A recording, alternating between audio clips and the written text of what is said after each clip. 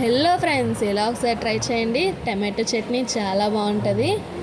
So ప్రాసెస్లోకి వెళ్ళిపోదామా?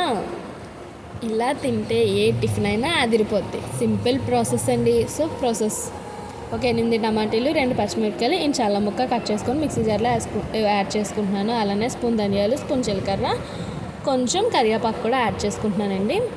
నేను ఒక ప్యాన్లో కొంచెం ఆయిల్ వేసుకొని ఎండుమిరపకాయలు కూడా బాగా ఫ్రై చేసుకుంటున్నాను. మిక్సీ కారానికి ఎండుమిరపకాయలు కూడా మిక్సీ జార్లో యాడ్ చేసుకుంటున్నానండి. అలానే కొంచెం చింతపండు, అలానే కొంచెం రాళ్ళుప్పు కూడా వేసుకొని మిక్సీ చేసుకుంటున్నాను. ఇప్పుడు ప్యాన్లో ఆయిల్ వేసుకొని 2 టేబుల్ స్పూన్ ఆయిల్ వేసుకొని పోపు దినుసులన్నీ వేసుకొని బాగా ఫ్రై చేసుకోవాలి. మనం మిక్సీ చేసుకున్న మిశ్రమాన్ని కూడా యాడ్ చేసుకోవాలి. ఇది 2 మినిట్స్ బాగా ఫ్రై అవ్వాలండి. సో మన టమాటా చట్నీ అన్నది రెడీ. చూసారు కదండి, tomato chutney ready. Like, share, subscribe. Thanks for watching.